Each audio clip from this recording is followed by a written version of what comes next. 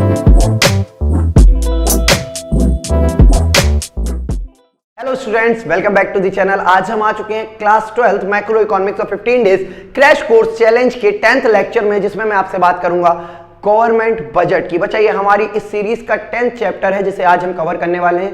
Board के point of view से आपको बीओपी और गवर्नमेंट बजट को टोटल एग्रीगेट बेसिस पे जब आप देखते हैं तो अप्रोक्सीमेटली 20 से 25 मार्क्स में ये चैप्टर्स के क्वेश्चंस आपको टोटल एग्रीगेट बेसिस पे मिल जाते हैं। तो इन तीनों ही चैप्टर को आप बहुत अच्छे से और बहुत डीप कंसंट्रेशन के साथ ट्राई कीजिएगा पढ़ने का। अगर आप हमारे चैनल पर पहली बार जुड़ रहे हैं तो प्लीज सब्सक्राइब कर दीजिए चैनल को और नोटिफिकेशन आइकन को भी ओपन कर दीजिए ताकि रेगुलर बेसिस पे आ रही वीडियोस में से कोई भी वीडियो आपकी मिस आउट ना हो और आपकी इकोनॉमिक्स की तैयारी बहुत बेहतरीन बिंदास तरीके से चलती रहे। तो बच्चे, आज के चैप्टर को बिना किसी देरी के शुरू करते हैं। देखिए, सबसे पहली चीज, आज इस चैप्टर में हम जो पढ़ने वाले concept of budget, objective of government budget, structure of budget, budgetary receipt, budgetary expenditure, उसके अंदर उनके कितने टाइप्स होते हैं, और फिर एंड में हम बात करेंगे बैलेंस एंड अनबैलेंस बजट और डेफिसिट बजट की। तो चलिए शुरू करते हैं आज के टॉपिक को, जिसमें सबसे पहले हम बात करने वाले कॉन्सेप्ट ऑफ गवर्नमेंट बजट। देखिए, बजट का कॉन्सेप्ट क्या होता है। अगर आप इस चैप्टर को आज समझ रहे हैं तो आपने अभी रिसेंटली 1 फेब को देखा होगा कि भारत में यूनियन बजट पास किया गया है और उस बजट के काफी सारे इंपॉर्टेंट एस्पेक्ट होते हैं। जब हम समझते हैं बजट को तो पहली चीज हमें, अभी हम गवर्नमेंट बजट को नहीं, पहले एक टर्म है बजट, उसके बारे में समझते हैं क्या होता है। देखो, बजट में हर कोई अपनी फ्यूचर एक्सपेंडिचर्स को प्लान करता है अपनी पास्ट परफॉर्मेंस के बेसिस पे और उसमें वो डिसीजन मेकआउट करता है कि उसे कहां पर कितना पैसा खर्च करना है या कितना उसने पास्ट में एक चीज पे खर्च किया और आगे आने वाले समय में कैसे वो उस पर और खर्चे को प्लान करके यूज कर सकता है। वैसे ही गवर्नमेंट भी अपनी पास्ट परफॉर्मेंस से अपने अपकमिंग ईयर की फ्यूचर प्लानिंग करती है, जिसमें गवर्नमेंट अपने प्लान्ड रेवेन्यू के बारे में सोचती है और कहां कहां पर उसे एक्सपेंडिचर करने पड़ सकते हैं। गवर्नमेंट उन एस्पेक्ट के बारे में एक पूरा एस्टिमेट बनाती है जिसे हम कहते हैं गवर्नमेंट बजट। और याद रखिए, ये हमेशा 1 फरवरी को पास किया जाता है। बच्चे, इस साल जो बजट पास हुआ है उसका नाम दिया गया है सप्तऋषि बजट। क्या कहा गया है? सप्तऋषि बजट। ये अमृत काल का पहला बजट कहा गया है। भारत के अमृत काल की शुरुआत का ये पहला बजट माना गया है।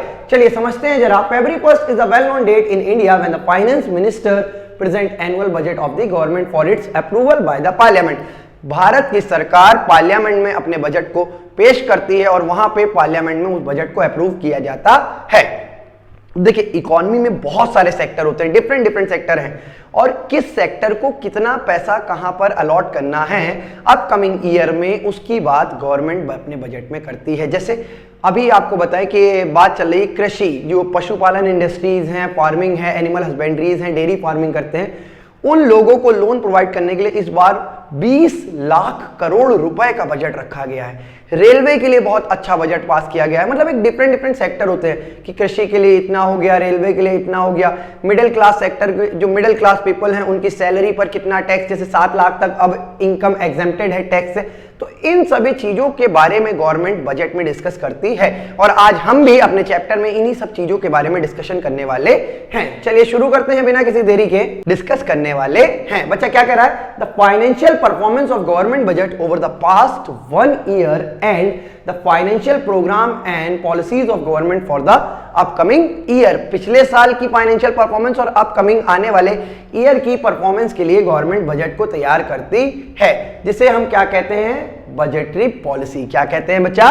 Budgetary policy. चलिए देखिएगा आगे कह रहा है expenditure aspect on the revenue side the budgetary policy reveal expected receipt. जो बजटरी पॉलिसी में रेवेन्यू साइड होती है उसमें एक्सपेक्टेड रेवेन्यू या एक्सपेक्टेड रिसीट की बात गवर्नमेंट करती है और अपकमिंग ईयर में कहां पर कितना खर्च करना है इसकी बात बजटरी पॉलिसी के एक्सपेंडिचर साइड में की जाती है। देखिए जरा, मैं आपसे बात करूं ऑब्जेक्टिव ऑफ गवर्नमेंट बजट। किसी भी बजट के, बेटा अगर कोई भी दुनिया में बजट बना रहा है तो उसके 2-3 ऑब्जेक्टिव फिक्स रहते हैं। क्या? पहला, उसकी स्टेबिलिटी रहे, उसकी इनकम की स्टेबिलिटी हो या उसकी आर्थिक स्टेबिलिटी बनी रहे। वैसे गवर्नमेंट भी यही चाहती है। देखिए, हमारे देश में ग्रोथ मेजर की जाती है जीडीपी में और गवर्नमेंट का पहला ऑब्जेक्टिव ये होता है कि जीडीपी ग्रो करना चाहिए। हमें इस तरीके से बजट को बनाना है, इस तरीके से बजट को इंप्लीमेंट करना है कि हमारी ओवरऑल इकोनॉमी की जीडीपी ग्रोथ हो। अपकमिंग ईयर में भारत अपने 5 ट्रिलियन की इकोनॉमी बनने का सपना जो देख चुका है, जो 5 ट्रिलियन इकोनॉमी बनने का जो सपना हमारा है, हम चाहते हैं कि अपने बजट में इस साल उसको अचीव करने की ओर और तेजी से अग्रसर हो।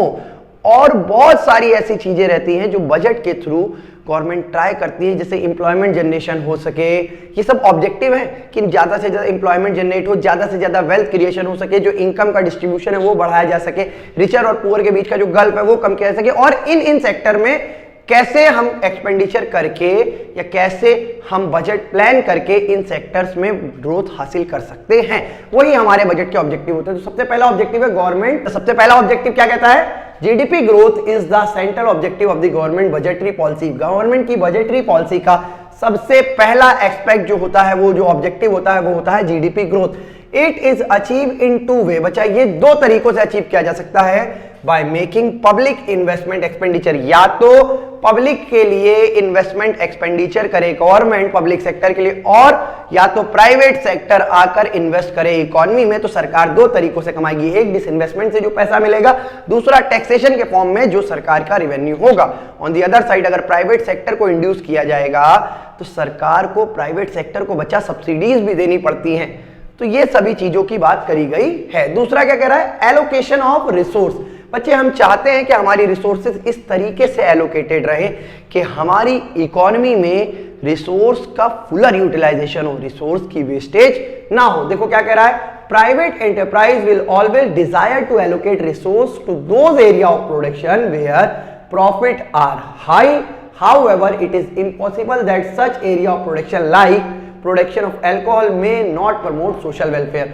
सरकार चाहती है कि हम ऐसे क्षेत्रों में ज्यादा इन्वेस्टमेंट करें जिससे प्रोडक्शन एरिया बढ़े और रिसोर्सेज का एलोकेशन प्रॉपर हो सके। देखिए आगे क्या कह रहा है बच्चा, government of country direct the allocation of resource in a manner such that this is a balance between goal of profit maximisation and social welfare. अब देखिए अगर कोई इकोनॉमी में सरकार सिर्फ और सिर्फ सोशल वेलफेयर के बारे में ही बात करती रहेगी तो आप एक चीज समझ लीजिए कि वो इकोनॉमी कभी भी डेवलप्ड नहीं बन पाएगी। क्यों? क्योंकि विदाउट प्रॉफिट मैक्सिमाइजेशन आपकी ग्रोथ पॉसिबल ही नहीं है। तो सरकार एक बैलेंस फॉर्मूला बनाती है। देखो हमें इकोनॉमी को बैलेंस करना है, हमें इकोनॉमी को डेवलप करना है, अब इसके लिए हमें प्रॉफिट भी चाहिए और सोशल वेलफेयर भी चाहिए। तो सरकार अपने बजट की पॉलिसी से ये निर्धारित करती है कि प्रॉफिट मैक्सिमाइजेशन के साथ साथ सोशल वेलफेयर भी चलता रहे, इन दोनों के बीच में कोई भी एस्पेक्ट इग्नोर ना हो। प्रॉफिट मैक्सिमाइजेशन से सोशल वेलफेयर कम ना हो या सोशल वेलफेयर से प्रॉफिट मैक्सिमाइजेशन कम ना हो। इसीलिए हमारी इकोनॉमी मिक्स इकोनॉमी के मॉडल पे चलती है। कुछ लोग कहते हैं कि सरकार अल्कोहल को जीएसटी में क्यों नहीं ले आती है, सिगरेट पे जीएसटी के कितने बढ़ा दिया गया, जैसे अभी बात चल रही है। बच्चे एक बात समझो, अल्कोहल हुआ, पेट्रोलियम हुआ, इन सबसे सरकार को एक बहुत अच्छा रेवेन्यू जनरेट होता है और सरकार के पास इतनी ज्यादा सोर्सेज नहीं है जिससे वो बहुत ज्यादा रेवेन्यू जनरेट कर सके। तो सरकार इन सब चीजों को जीएसटी में लाके क्यों अपने रिसोर्स, अपने रेवेन्यू को कम करना चाहेगी? क्या आप अपग्रेड होना चाहेंगे मैनेजर से सीईओ पे, पर आपकी सैलरी मैनेजर की 50,000 हो और सीईओ की सैलरी 30,000 हो, तो क्या ऐसा प्रमोशन आप एक्सपेक्ट करेंगे? नहीं करेंगे। वैसे सरकार भी क्यों इन चीजों को ले आए? क्योंकि भाई एक रेवेन्यू का सोर्स है और सरकार चाहती है बैलेंस ग्रोथ हो, प्रॉफिट भी होता रहे और सोशल वेलफेयर भी ऑन दी अदर हैंड चलता रहे। देखिए हमारा अगला टॉपिक है provision of public goods. Supply and demand forces in a market economy do not allow in a production of public goods. देखिए अगर हम इकोनॉमी को मार्केट फोर्सेज के हिसाब से जज करते हैं तो पब्लिक गुड्स की ज़्यादातर मैन्युफैक्चरिंग या ज़्यादा पब्लिक गुड्स पे एक्सपेंडिचर मार्केट फोर्सेस अलाउ नहीं करती, क्योंकि पब्लिक गुड बचा वो गुड होती है जो सोशल वेलफेयर के लिए ज़्यादा डेवलप करती है। जैसे आपके घर के बाहर रोड्स बनती हैं, हैंडपंप लगते हैं, ड्रेनेज सिस्टम बनाया जाता है। ये सारी फैसिलिटी क्या आपको लगता है प्राइवेट सेक्टर आपको प्रोवाइड कराएगा? जी नहीं। प्राइवेट सेक्टर को पता है कि इन सब मामलों में खर्च करने में कोई फायदा नहीं है, क्योंकि यहाँ से रिटर्न बहुत कम होता ही नहीं। अब आपके घर के बाहर सड़क बन गई, आपने कुछ दिया फ्री ऑफ कॉस्ट, नगर निगम ने बनाई या नहीं बनाई, गवर्नमेंट ने ऑर्डर पास किया, बनी या नहीं बनी, ऐसी चीजों पर जो खर्च करती है वो गवर्नमेंट करती है। क्यों?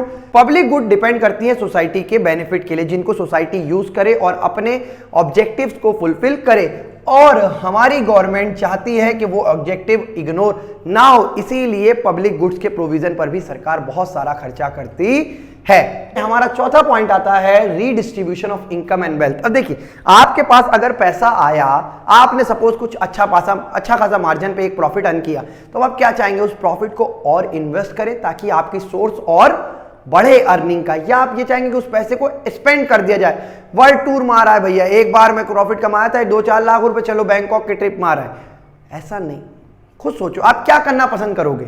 अगर आपके पास एक साथ 10-12 लाख का प्रॉफिट आ जाए तो आप क्या करना पसंद करोगे? 10-12 लाख को उड़ाना पसंद करोगे, यार दोस्तों के साथ पार्टिंग, क्लबिंग एंड ऑल में एंजॉय करना पसंद करोगे, या आप एक इंटेलेक्चुअल माइंड के हिसाब से सोचोगे, अपनी माइंडसेट को विकसित करते हुए कि यार इस पैसे को और लगा के और पैसा बनाया जाए। जब एक सोर्स ऑफ अर्निंग और बढ़ जाएगी तो हमारे पास ज्यादा रिटर्न मिलेगा, तो आप उसे इन्वेस्ट करने की फीलिंग में लेके आएंगे, है या नहीं? वही सरकार भी करती है कि सरकार जब कहीं पर खर्च करती है, एक्सपेंडिचर करे, तो सरकार सोचती क्यों ना एक ऐसा एक्सपेंडिचर किया जाए जिससे रीडिस्ट्रीब्यूशन ऑफ वेल्थ हो सके, कि जो पैसा टैक्स के रूप में हमारे पास आया उससे हम इस तरीके से खर्चे करें कि इकोनॉमी में पब्लिक का वेल्थ बढ़ सके, या वो पैसा रीडिस्ट्रीब्यूट किया जा सके उसी पब्लिक में उनकी वेल्थ को बढ़ाने के लिए। देखिए क्या कह रहा है, budget of the government shows it comprehensive exercise on the taxation and subsidies। इसीलिए सरकार हाई अर्नर्स से टैक्स लेती है और लो अर्नर्स को सब्सिडी प्रोवाइड कराती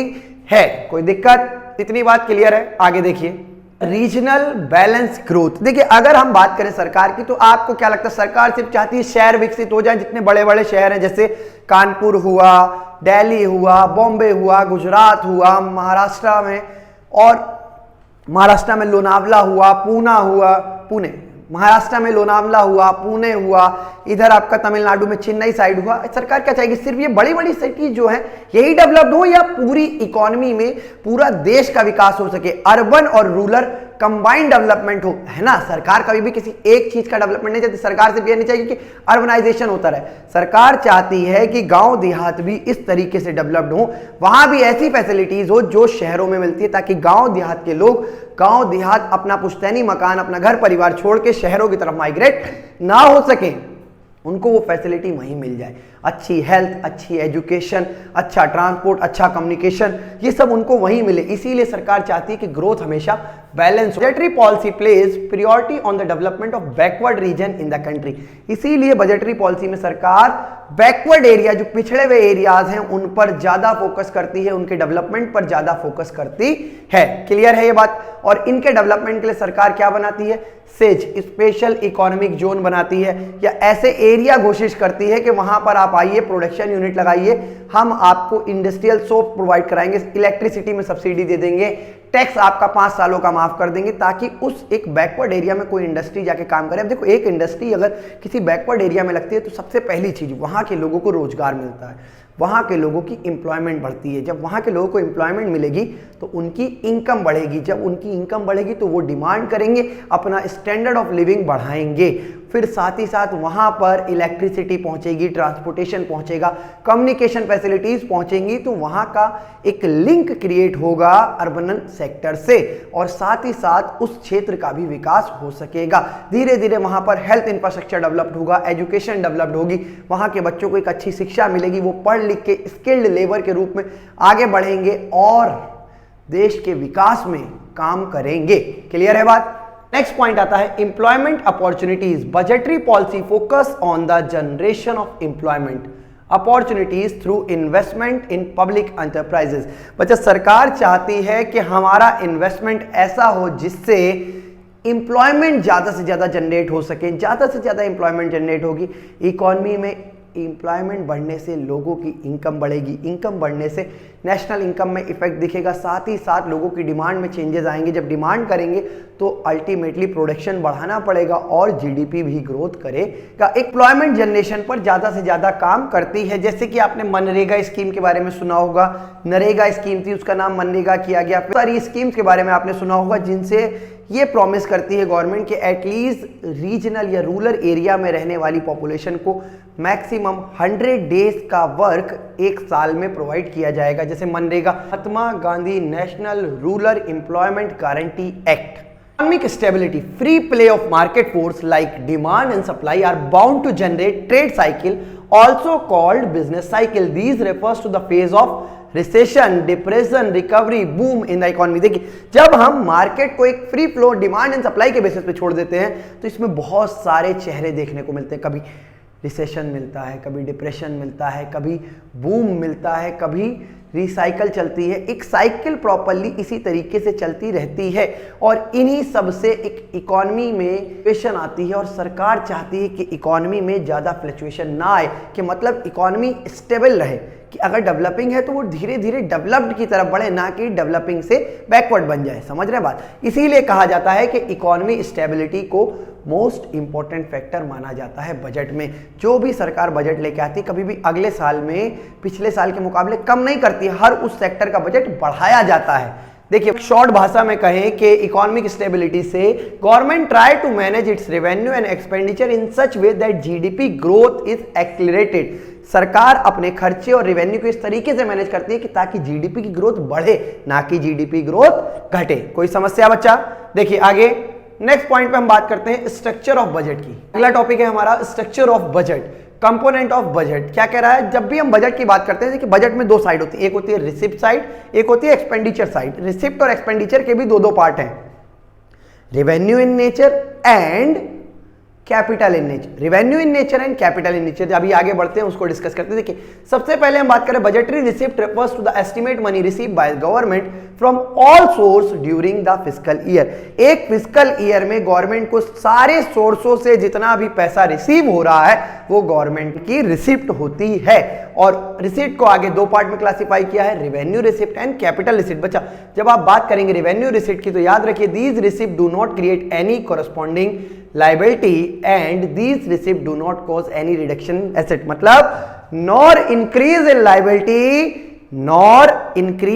liability neither decrease in asset are known as revenue receipt। फिर से समझिए, एक साधारण भाषा में ना तो कोई लाइबिलिटी बढ़ रही है ना ही कोई एसेट कम हो रही है, पर इसके बावजूद भी सरकार के पास पैसा आ रहा है। देखिए, एक बिजनेसमैन दो तरीके से पैसा ले सकता है, या तो कहीं से उधार ले ले तो पैसा आएगा, या वो कुछ बेच दे।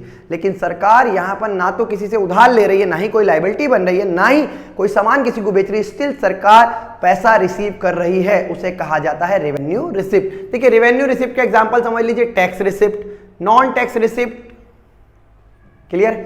दो चीजें सबसे इंपॉर्टेंट रहती हैं बच्चा रेवेन्यू रिसिप्ट में, एक टैक्स रिसिप्ट, दूसरा नॉन टैक्स रिसिप्ट। जब हम बात करते हैं टैक्स और नॉन टैक्स रिसिप्ट की तो आप इन चीजों को बहुत अच्छे से अपने दिमाग में बैठा लीजिए। टैक्स के फॉर्म में सरकार इनकम टैक्स लेती है, कॉर्पोरेशन टैक्स बच्चा वो टैक्स होता है जब कोई कंपनी अपने प्रॉफिट पर टैक्स पे करेगी तो उसे कॉर्पोरेशन टैक्स कहा जाएगा। फिर आता है state duty, gift tax, custom duty, ये सब नॉर्मल टर्म है, आप जानते होंगे। फिर आता है जीएसटी। क्या आता है बच्चे? जीएसटी। ये सभी टैक्स के फॉर्म में सरकार रिसीव करती है और इससे ना तो कोई लाइबिलिटी बनती है गवर्नमेंट की, ना ही कोई एसेट कम होती है। बच्चा, जब मैं बात करूं नॉन टैक्स रेवेन्यू की तो आपको समझना चाहिए क्या? Fees, fine, escheat, special assistance. Special assistance का मतलब कहीं से कोई डोनेशन मिल जाए, कोई चैरिटी मिल जाए उसके रूप में। फिर income from public enterprise and income from sale of spectrum like 2G, 3G, 4G, 5G। इन स्पेक्ट्रम को लाइसेंस को बेचने से जो सरकार की इनकम होती है इसे कहा जाता है रेवेन्यू रिसिप्ट। कोई दिक्कत बच्चे? ये जो टर्म है एसचीट, इसमें काफी बच्चे कंफ्यूज रहते हैं। एसचीट क्या होता है? देखिए, आपने वो कहावत सुनी है ना, जिसका कोई नहीं उसका खुदा है, पर यहाँ खुदा नहीं उसकी गवर्नमेंट है। मतलब अगर कोई ऐसा पर्सन है जिसके पास काफी सारी जमीन है या कुछ जमीन है, कुछ प्रॉपर्टी है और उसका कोई भी वारिसान नहीं है, मतलब उसका कोई आगे पीछे नहीं है, ना बाप है, ना माँ है, ना बेटा है, ना बीवी है, ना बच्चे, कुछ नहीं है, वो अकेला एक पर्सन था जो जिंदगी जी रहा था, अब वो मर गया। तो अब सवाल उठता है कि उसकी प्रॉपर्टी कहाँ जाएगी? तो लोग कहेंगे हम कब्जा लेंगे। जी नहीं, सरकार उस प्रॉपर्टी को लेगी और फिर इस तरीके से यूज करेगी कि वो सोसाइटल बेनिफिट के लिए यूज की जा सके, किसी के काम आ सके या किसी गरीब को उसका बेनिफिट मिल सके। उसे कहा जाता है एसचीट। जिसका कोई नहीं उसकी गवर्नमेंट एक्वायर कर लेती है सामान या प्रॉपर्टी को। क्लियर है? आगे देखिए, एसचीट में आप एक एग्जांपल समझ सकते हैं कि आप सभी ने एक मूवी देखी होगी एंटरटेनमेंट। जब वो डायमंड मर्चेंट मरता है तो वो अपनी सारी प्रॉपर्टी को एक डॉग के नाम लिख जाता है, लेकिन अगर वो इंडिया में होता, जब वो मर गया और उसका कोई वारिस नहीं था, तो उन सभी प्रॉपर्टी को एक्वायर कर लेती गवर्नमेंट। कौन एक्वायर कर लेती बच्चा? गवर्नमेंट। जी हाँ, समझ आ रहा है? एक बार कमेंट सेक्शन में बताइएगा जरूर, मजा आ रहा है या नहीं आ रहा? पढ़ने में बोरिंग तो नहीं लग रहा बिल्कुल भी? देखिए, फिर हम बात करते हैं बच्चा tax receipt. Tax receipt is a compulsory payment to government by household sector के द्वारा एक कंपलसरी पेमेंट टैक्स के फॉर्म में गवर्नमेंट को की जाती है। क्लियर है। फिर आता है टाइप ऑफ टैक्स। बच्चे type of tax broadly classified है। पहला प्रोग्रेसिव एंड रिग्रेसिव, टर्म को समझ लीजिए। अभी प्रोग्रेसिव टैक्स की अगर मैं आपसे बात करूं तो इनकम के बढ़ने के साथ टैक्स का बर्डन भी बढ़ता चला जाता है। जैसे जैसे इनकम बढ़ेगी वैसे वैसे टैक्स रेट बढ़ेगा, उसे कहा जाता है प्रोग्रेसिव टैक्स। रिग्रेसिव टैक्स क्या होता है, एक फिक्स टैक्स रहता है, इनकम कितनी बढ़ जाए इनकम कितनी घट जाए उससे मतलब नहीं है, वो एक फिक्स अमाउंट ऑफ टैक्स आपको पे करना है। तो बच्चा हमारी गवर्नमेंट जो टैक्सेशन सिस्टम यूज करती है वो है प्रोग्रेसिव टैक्स। कैसा टैक्स, प्रोग्रेसिव। क्यों, क्योंकि देखिए जैसे जैसे इनकम बढ़ेगी वैसे वैसे सरकार टैक्स ज्यादा लेती है। अभी की जैसे न्यू टैक्स रिजाइम आई है उसमें क्या है, 3 से 6 लाख तक आपको 5% देना है, फिर 6 से 10 लाख तक आपको 10% देना है, और 15 लाख तक फिर 10 से 15 तक आपको 15% देना, और 15 लाख के ऊपर जितना भी होगा उस पर आपको 30% टैक्स देना है। इसी को प्रोग्रेसिव टैक्स का एक मॉड्यूल कहा जाता है। बच्चे आगे अगर बात करें रिग्रेसिव की, तो रिग्रेसिव का बर्डन सीधा सीधा ज्यादातर पुअर एशन पर पड़ता है। जैसे एक फिक्स टैक्स है, अब वो अमीर गरीब कुछ नहीं देख रहा, अमीर के लिए अगर 5 लाख की इनकम है और 10% टैक्स देना पड़ रहा है तो 50,000 कोई बड़ी चीज नहीं, 4.5 लाख उसके पास अभी भी है। लेकिन ये गरीब के पास जिसकी इनकम मात्र 5,000 रुपये है और वो उसमें से 10% 500 रुपये टैक्स दे दे तो उसके पास सिर्फ 4500 रुपये बचेगा, जो एक बहुत बड़ा पोर्शन उसने टैक्स के रूप में दे दिया है। तो इसीलिए सरकार रिग्रेसिव टैक्सेशन को अडॉप्ट नहीं करती है। फिर आता है बच्चा वैल्यू एडेड टैक्स। किसी भी आइटम में जैसे जैसे वैल्यूज ऐड होंगी, जैसे जैसे सामान ऐड होगा उसकी वैल्यू पर टैक्स ऐड होता जाएगा, इसे हम कहते हैं वैल्यू एडेड टैक्स यानी कि वैट। स्पेसिफिक टैक्स, मान लीजिए कि वो स्पेसिफिकली किसी शेप पर, किसी साइज पर या किसी क्वांटिटी पर लगता है, उसे हम स्पेसिफिक टैक्स कहते हैं। जैसे आप लोग अगर फ्लाइट से ट्रैवल करें तो बैगेज में 25 किलो से लेकर 30 किलो तक एयरलाइंस फ्री ऑफ कॉस्ट देती है, उसके ऊपर अगर आपके बैगेज का वेट जाता है तो आपसे एक्स्ट्रा चार्ज करती है नहीं करती, तो वो स्पेसिफिक फॉर्म में चार्ज किया जाता है। फिर आता है बच्चा direct and indirect. Direct tax का एग्जांपल एक सिंपल सा याद रखो, इनकम टैक्स। मतलब डायरेक्ट टैक्स का बर्डन कभी भी शिफ्ट नहीं किया जा सकता है, मतलब जिसके ऊपर टैक्स लगा उसकी पेमेंट उसी को करनी है। The burden of tax which can not be shifted from one to another is known as direct tax. On the other hand indirect tax like GST, the burden of tax is transfer from one to another.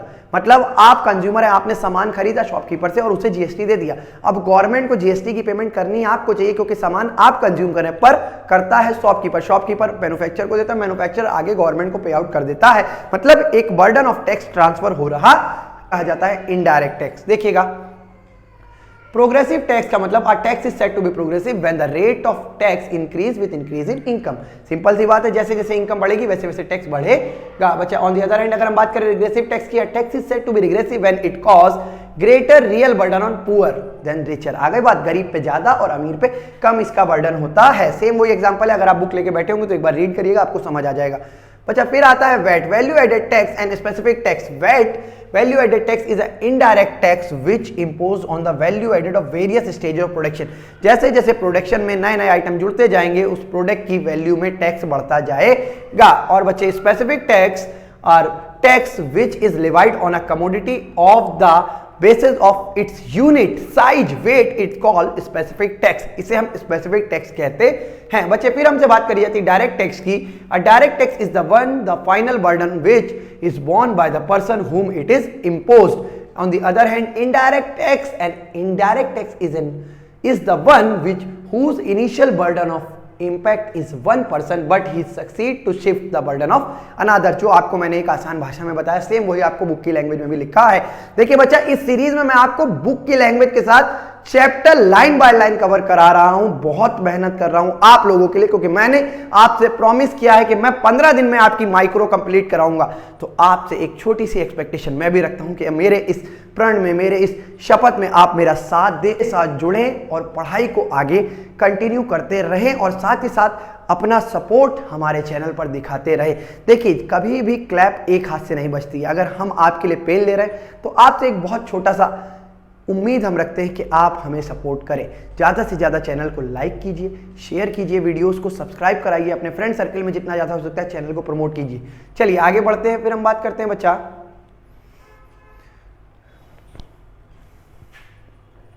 आगे। बच्चे हम बात करते हैं non tax receipt की। क्या कह रहा है? Non tax receipt are those receipt which arises from source other than tax. Some of the non tax receipt are as follow. Fees, कहीं से कोई फीस मिल रही है, ये एक नॉन टैक्स का एग्जाम्पल है। बच्चा कहीं से कोई फाइन मिल रहा है, जैसे आप लोग स्कूटी से जा रहे हैं, बिना हेलमेट के पुलिस वाले अंकल ने रोका और चालान काट दिया। अब आप सोचते हो यार जिंदगी हमारी स्थिर, हमारा गाड़ी हमारी ठुक गए तो स्कोपला फटेगा हमारा, तुम्हारे पिताजी का क्या जा रहा है जो खाली मूली चालान काटने चले आए, तुमसे हमारा क्या लेना देना, तुम्हें मेरी इतनी चिंता क्यों पड़ी है नहीं? इतनी चिंता तो मेरी बाबू नहीं करती है, तुम क्यों कर रहे हो? बच्चा आप सरकार की एक एसेट हैं, और अगर आपको कुछ हो गया तो सरकार की ह्यूमन रिसोर्स पर एक ह्यूमन रिसोर्स कम होने का दबाव बन सकता है। ये वैसे फनी बात लग रही हो, लेकिन आप सरकार के लिए एसेट हैं। आपको एक बात बताऊं कि अगर आप सुसाइड अटेम्प्ट करते हैं, सपोज आपने कहा कि बोर्ड में नंबर अच्छे नहीं, ये दुनिया ये महफिल मेरे काम की नहीं, और आपने देखा पंखा और लगाई रस्सी छलांग लगाने के लिए सोच पड़े, तो ये ध्यान रखना कि अगर आप कहीं से सुसाइड करने का ट्राई करें और आप मर जाएं तो आप पर भी सरकार मुकदमा चलाएगी कि तुमने खुद को मारने की कोशिश क्योंकि इससे ये प्रूव होता है कि आप सरकार की एक एसेट हैं। समझ गए? नहीं तो फिर कहोगे खाया पिया कुछ नहीं, गिलास तोड़ा 12 आना, मरने गए थे ससुरे मरे भी नहीं, और मुकदमा अलग से फ्री ऑफ कॉस्ट लेके चले आए, वकील को हर महीने अलग पैसा देते हो तारीख पे। समझे? याद रखना। वैसे ही यहाँ पर फाइन है, क्योंकि सरकार किसी भी चीज में फाइन लगा सकती अगर आपकी गलती है तो। आप ड्रंक करके ड्राइव कर रहे हैं, आपके ऊपर फाइन लग सकता है। आप मोहल्ले में खड़े होकर कुछ आपत्तिजनक हरकत कर रहे हैं, पब्लिक प्लेस पे खड़े होकर स्मोकिंग कर रहे हैं जहां पर बैन है, तो इन सब चीजों से आप पे फाइन लग सकता है, और अगर लॉ तोड़ रहे हैं तो फाइन तो देना पड़ेगा। अगली चीज आती है बच्चे escheat. Escheat refers to that income of state which arises out of the property left by people without a legal heir. जिनका कोई भी लीगल हायरर नहीं है, सरकार कहती है जिसका कोई नहीं उसकी मैं हूं, सामान मुझे लाके दे दो। देखो आगे एक और एग्जांपल है जिसे हम कहते हैं स्पेशल असिस्टेंट। देखिए नॉन टैक्स रेवेन्यू का एग्जांपल है। अगर मान लो आपके क्षेत्र में कोई डेवलपमेंटल एक्टिविटी हुई, जैसे आपके घर के पास से मेट्रो लाइन निकल रही है और कोइंसिडेंटली आपके घर के जस्ट 10 कदम आगे मेट्रो स्टेशन बन गया, तो ऐसे में वहां पर आवाजाही बढ़ेगी, बगल में मेट्रो है, यानी कि उस एरिया की लैंड की वैल्यू एप्रिशिएट कर जाएगी, और उस डेवलपमेंटल एक्सपेंडिचर पे आपसे जो भी टैक्स या तो भी वैल्यू सरकार वसूलेगी उस डेवलपमेंटल एक्सपेंडिचर होने के बाद, उसे हम स्पेशल असेसमेंट में कहते हैं। देखिए special assessment is the that payment which is made by owner. जो ओनर पे करता है किसको? Property, owner of those property whose value has appreciated due to the development of activity. इसीलिए आपने देखा होगा जब आप रजिस्ट्रेशन कभी कराते हैं, प्रॉपर्टी का खरीदते हैं, तो रजिस्ट्रार के पास हर एक एरिया की अलग रजिस्ट्री फीस होती है। हाँ या ना कि इस क्षेत्र में इतने प्लॉट का इतना रजिस्ट्री चार्जेस लगेगा, इतना सरकार की ड्यूटी लगेगी, स्टाम्प ड्यूटी वगैरह, तो वो स्पेशल असेसमेंट के फॉर्म में आता है। Income from public enterprises. Several enterprises are owned by the government. Example Indian railway, Nangal fertiliser factory, Indian oil, Bhilai steel plant etcetera, and the profit earn by this sector are directly goes in the treasure of government. कोई दिक्कत है? Source of revenue for government, ये सरकार का एक source of revenue है। बच्चा second क्या कह रहा है फिर हमसे? Income from sale of spectrum like 2G and 3G। जब आप 2G 3G स्पेक्ट्रम को बेचते हैं तो ये लाइसेंस बेच रहे हैं, अब फैसिलिटी वो कंपनी प्रोवाइड करेगी। जैसे एयरटेल को 5G का स्पेक्ट्रम मिला, रिलायंस जियो 5G के साथ आ गया, तो इन सभी को सरकार ने लाइसेंस दिया कि अब आप ये सर्विस प्रोवाइड कराने का काम कर सकते हैं, हाँ या ना। तो ऐसे में इन्होंने सरकार को कुछ पैसा दिया होगा, और उसी पैसे को हम स्पेक्ट्रम से होने वाली इनकम कहते हैं। फिर आता है बच्चा ग्रांट एंड डोनेशन। कहीं से सरकार को कोई डोनेशन मिल जाए, जैसे आपको पता होगा अजीम प्रेम जी, वो एक फिक्स अमाउंट हर साल अपनी इनकम का डोनेट करते हैं। रतन टाटा टॉप के रईसों में इसलिए नहीं आते हैं कि रतन टाटा अपनी टोटल अर्निंग का 70 to 75% गवर्नमेंट को डोनेट करते हैं इंडिया के डेवलपमेंट के लिए। बेटा टाटा एक ऐसी कंपनी है जो भारत के डेवलपमेंट में बहुत इंपॉर्टेंट रोल प्ले करती रही है। आपको बताऊं पिन से लेके प्लेन तक हर चीज में टाटा का कहीं ना कहीं कुछ मैन्युफैक्चरिंग है। अगर कोई सेफ्टी पिन स्टील की बन रही तो वो टाटा स्टील वहां पर भी है। प्लेन की बात करें, एयर इंडिया टाटा के पास है। बड़ी से बड़ी कंपनियां जो फूड के क्षेत्र में चले जाइए, कपड़े के क्षेत्र में चले जाइए, ऑटोमोबाइल सेक्टर में आ जाइए, कहीं ना कहीं टाटा का योगदान है। लेकिन दो सेक्टर जैसे टबैको और अल्कोहल, इसमें टाटा का बिल्कुल भी योगदान नहीं है, क्योंकि टाटा चाहता है देश विकसित हो, ना कि देश का युवा नशेबाजी में पड़ता चला जाए, इसीलिए वो इन चीजों में पड़ता ही नहीं। फिर हम बात करते हैं बच्चा कैपिटल रिसिप्ट की। Capital receipt are those money receipt of government which are following. देखिए क्या कह रहा है, द रिसिप्ट क्रिएट लाइबिलिटी। या तो कोई लाइबिलिटी हो, जैसे अभी हमने पढ़ा था रिवेन्यू में कोई लाइबिलिटी नहीं बढ़ती थी, पर कैपिटल रिसिप्ट से लाइबिलिटी बढ़ेगी।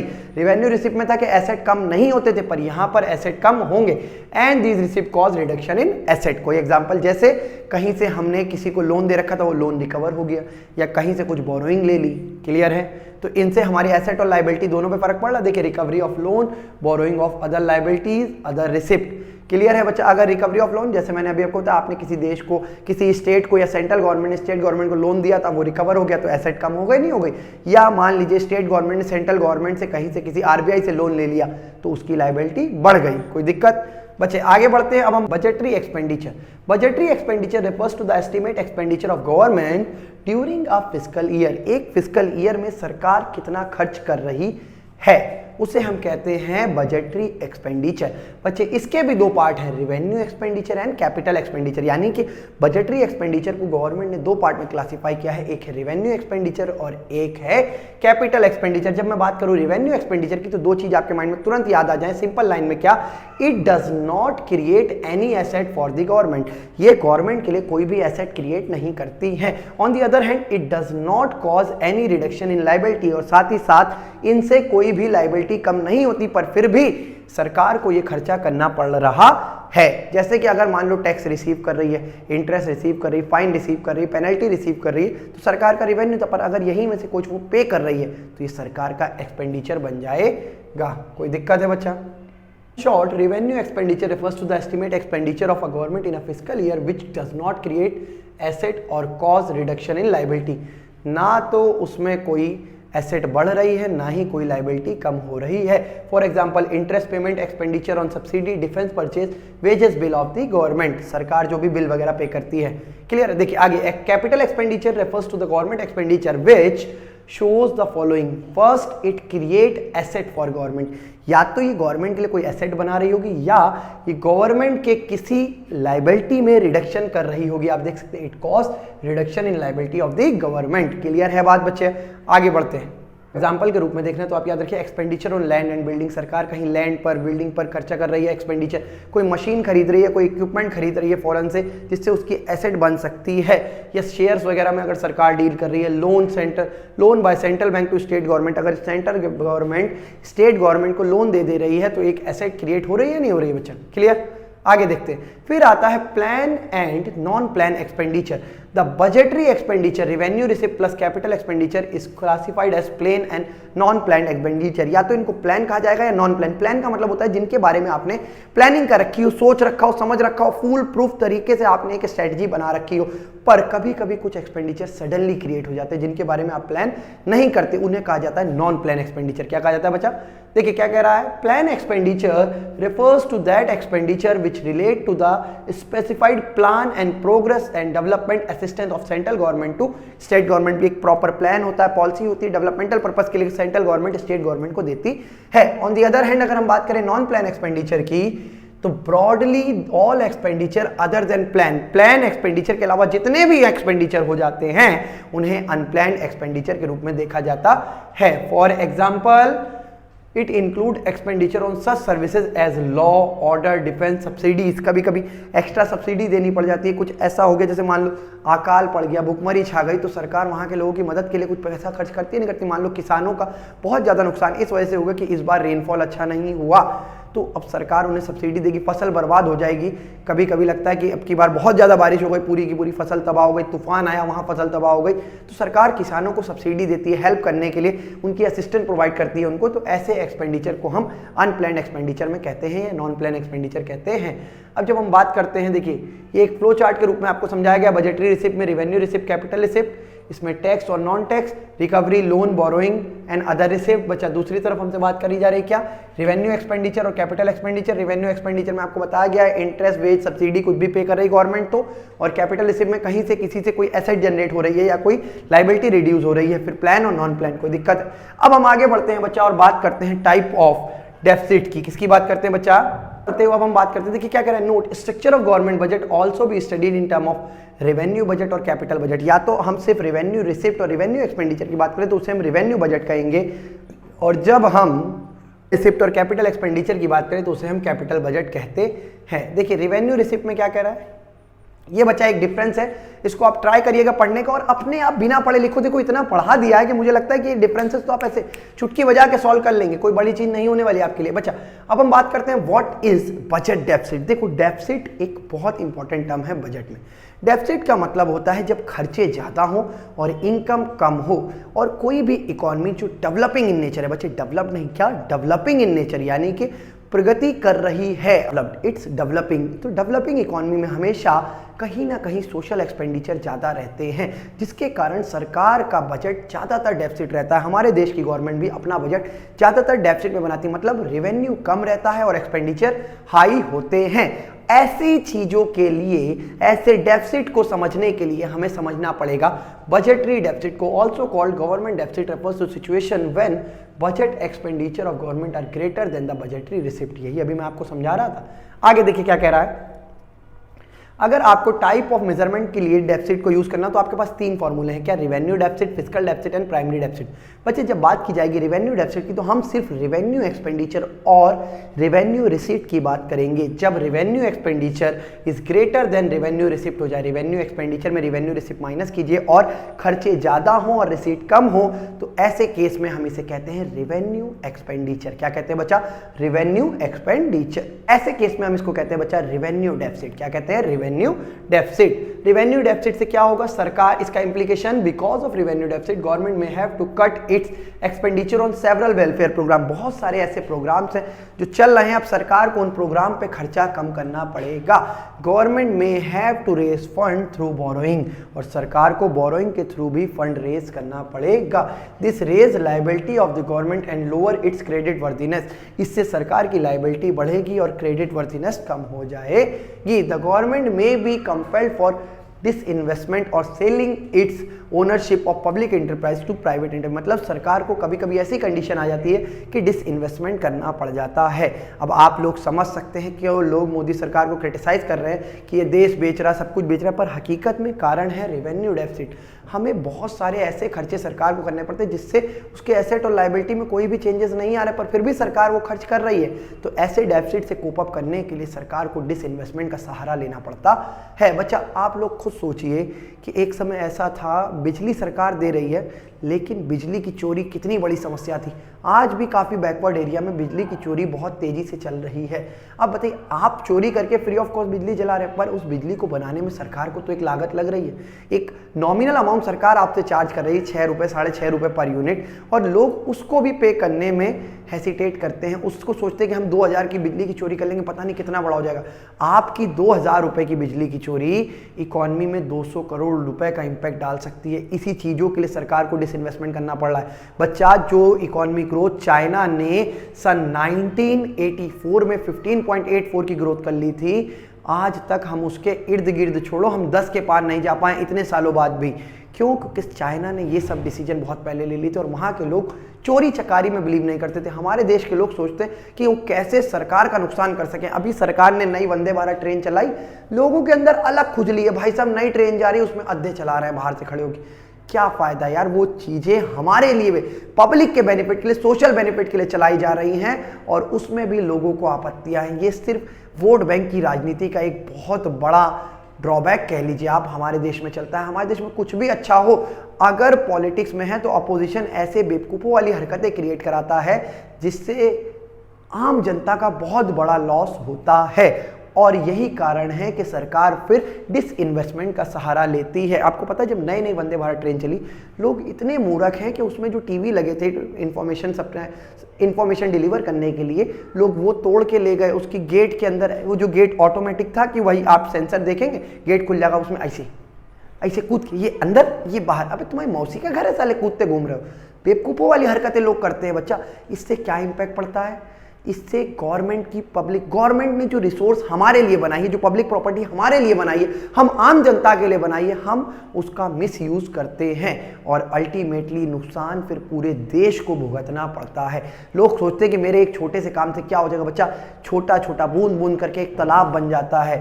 ऐसे ही बूंद बूंद से 142 करोड़ लोग हैं, अगर सब एक एक करके ही ऐसी कुछ हरकतें करेंगे जिससे पब्लिक गुड्स एक्सप्लॉइट होंगी या रेवेन्यू डेफिसिट सरकार का बढ़ेगा, तो सरकार के पास कोई और चारा नहीं है डिसइन्वेस्टमेंट करने के अलावा।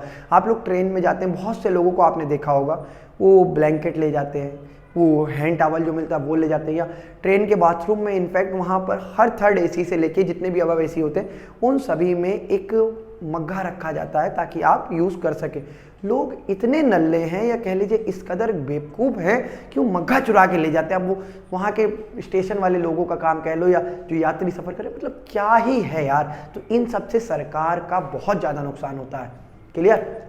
आगे देखिए बच्चा, सेकंड फिस्कल डेफिसिट। क्या आता है? Fiscal deficit. बच्चे अगर आपको इकोनॉमी को डेवलप करना है तो सबसे पहले आपको खुद को डेवलप करना बहुत ज़रूरी है। अगर आपने अपने सारी ड्यूटीज़, मोरल ड्यूटीज़ को फुलफिल करना शुरू कर दिया तो आपका देश अपने आप विकसित हो जाएगा।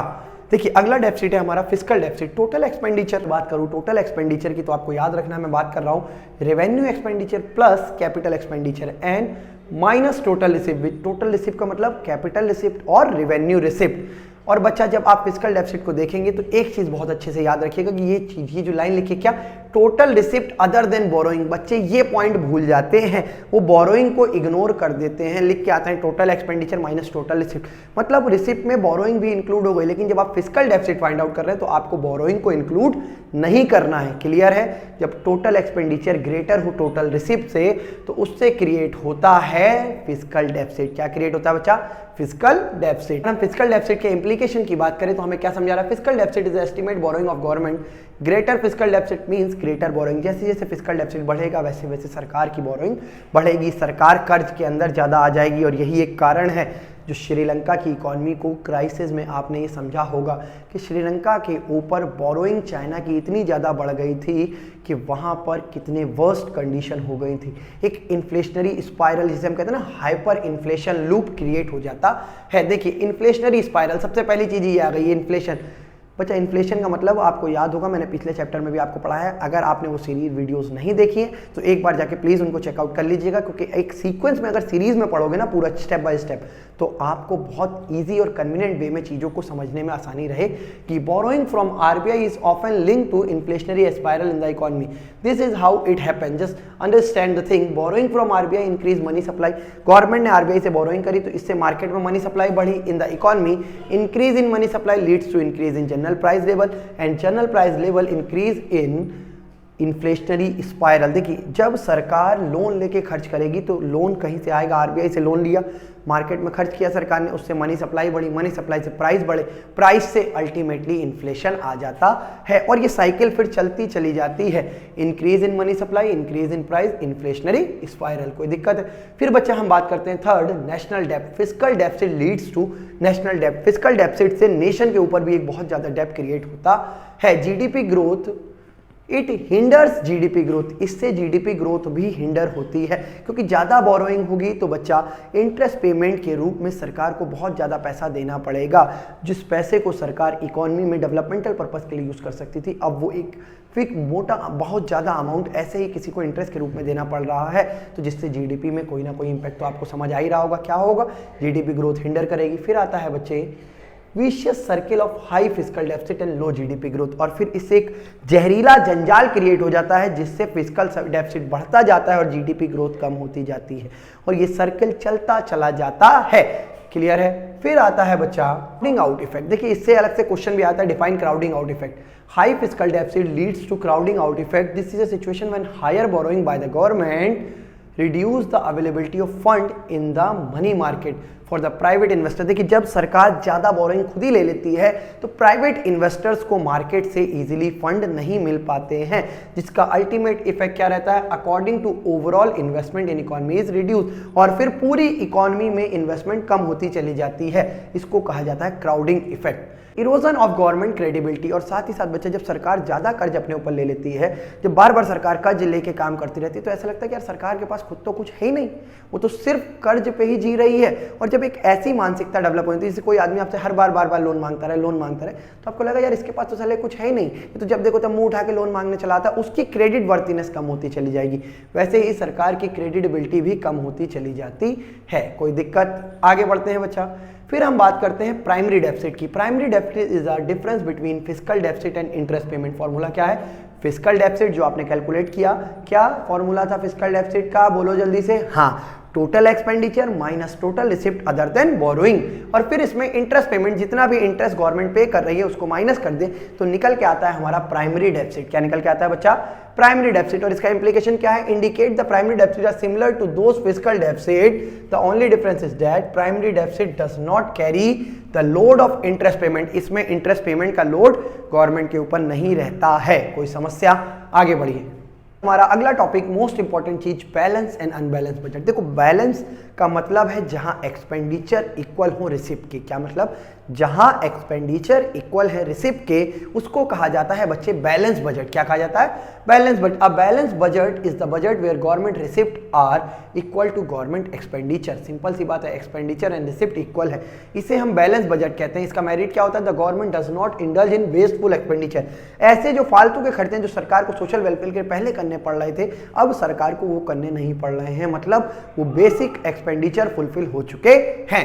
आगे अब हम बात करते हैं merit and demerit of balance budget. जब भी हम बैलेंस बजट की बात करें, the government does not indulge in wasteful expenditure. सरकार को वेस्टफुल एक्सपेंडिचर्स में ज्यादा पार्टिसिपेटिव होने की नीड नहीं होती है। दूसरा, अगर बजट बैलेंस होगा तो सरकार की फाइनेंशियल स्टेबिलिटी भी बनी रहेगी। बच्चा आगे देखिए क्या कह रहा है? It is a signal of fiscal discipline in the economy. और इससे फिर एक फिस्कल डिसिप्लिन मतलब total expenditure, revenue and capital and total receipt, revenue and capital receipt एक इक्वल लेवल पर रहेंगी, जिससे एक फिजिकल डिसिप्लिन बना रहेगा। आगे देखिए बच्चा, फिर हम बात करते हैं शॉर्ट कमिंग और demerits. Balance budget does not offer any solution to the problem of unemployment, particularly when unemployment is linked with the lack of AD. It happened in most European country during 1930s. बच्चा, budget होगा तो balance budget कभी भी कोई ऐसा solution provide नहीं करता जिससे अनएम्प्लॉयमेंट पे कुछ इंपैक्ट डाला जा सके, और ये इसका सबसे बड़ा डिमेरिट रहता है। आगे बढ़ते हैं बच्चे, बात करें तो कहा जाता है unbalance budget. An unbalance budget is that budget in which receipt and expenditures of the government are not equal. This may be a situation of surplus budget और डेफिसिट बजट। क्या कह रहा है? Surplus budget, it is a budget in which government receipt are greater than government expenditure. अगर बच्चे budget surplus में है तो गवर्नमेंट की रिसिप्ट ज्यादा होंगी और एक्सपेंडिचर कम होंगे। और डेफिसिट हम पढ़ चुके हैं, जब डेफिसिट बजट होगा तो एक्सपेंडिचर ज्यादा होंगे और रिसिप्ट कम होगी। कोई दिक्कत है बच्चा? डेफिसिट बजट की this budget in which government expenditure are greater than government receipt. इसी के साथ हमारा ये चैप्टर यहाँ पर खत्म होता है और अब हम आपसे मिलते हैं अगले चैप्टर में, जिसमें डिस्कस करेंगे कुछ एक्सपेक्ट ऑफ फॉरेन एक्सचेंज और फॉरेन एक्सचेंज मार्केट के बारे में काफी सारी बात करते हैं। तब तक के लिए चैनल को अपना प्यार देते रहिए, लाइक करिए, शेयर करिए, सब्सक्राइब करिए और जितना ज्यादा हो सकता है अपने फ्रेंड सर्कल में चैनल को प्रमोट कीजिए, क्योंकि बच्चा आपका एक शेयर किया गया लिंक हो सकता है उसके बोर्ड के मार्क्स में 25 से 30% का इंप्रूवमेंट उसको अपने बोर्ड के रिजल्ट में मिल जाए। कि अगर आपने साल भर नहीं पढ़ा तो भी कोई बात नहीं, मैक्रो इकोनॉमिक्स की गारंटी मेरी है, लाइन बाय लाइन कवर करा रहा हूं, बस आपको डेली पढ़ते रहना है। देखिए, मैं उन यूट्यूबर्स की तरह नहीं हूं जो आपको थंबनेल में दिखाएं कुछ और 10 से 15 मिनट में पूरा चैप्टर खत्म करके कहें कि हमने वन शॉट में रिवीजन कंप्लीट करा दिया। बच्चा याद रखिए, जिस चैप्टर के लिए सीबीएसई खुद प्रेस्क्राइब कर रहा है कि मैक्सिमम 10 से 12 पीरियड देने हैं, कैसे उन चैप्टर्स को 15 से 20 मिनट में कंसाइज कर दिया जा सकता है। बहुत से ऐसे लोग कहते हैं मुझको, मेरे से बहुत लोग कहते हैं कि भैया वीडियो छोटी कर दीजिए, थोड़ी सी बच्चे इंगेजिंग नहीं हो पाते हैं, बोर होने लगते हैं इतनी लंबी। भाई, मैं आपके साथ गद्दारी नहीं कर सकता। अगर मेरा काम मुझे पढ़ाने की ड्यूटी मिली है तो मैं आपको पूरा पढ़ाऊंगा, भले ही वीडियो लेंदी हो जाए, पर बेनिफिट आपका है। आप 2x में देखिए, 1.5x में उसको स्पीड बढ़ा के देख लीजिए, लेकिन इससे ये होगा कि कोई कॉन्सेप्ट तो नहीं मिस होगा, कोई टॉपिक तो मिस नहीं होगा। 15 मिनट की वीडियो में आपको ये वन शॉट रिवीजन दे दूं, one shot revision in just 15 minute. Benefit क्या है? देखिए, मेरे व्यूज बढ़ जाएंगे, मेरा वॉच टाइम बढ़ जाएगा, पर आपका क्या? मैं अपने बारे में नहीं, यहां पर एक बच्चों की जिम्मेदारी अगर मैंने ली है तो मैं उन्हें पूरा कॉन्सेप्ट क्लियर करके ही रहूंगा। मेरा वो काम नहीं है कि मैं 10 मिनट की वीडियो में आपको आधा ज्ञान दूं, क्योंकि एक बहुत सिंपल सी कहावत है, अधूरा ज्ञान व्यक्तिगत जीवन में बहुत ज्यादा हानिकारक होता है। तो बच्चे, आप लाइन बाय लाइन पढ़ते रहिए, बस चैनल को सपोर्ट करते रहिए और उन सबको ये गलत साबित करके दिखाइए कि ऐसा नहीं है। अगर कोई टीचर पूरी लेंदी वीडियो बना रहा है और इंगेजिंग कंटेंट डाल रहा है तो बच्चे देखते हैं। तब तक के लिए थैंक यू, मिलता हूं आपसे नई वीडियो में, बाय बाय।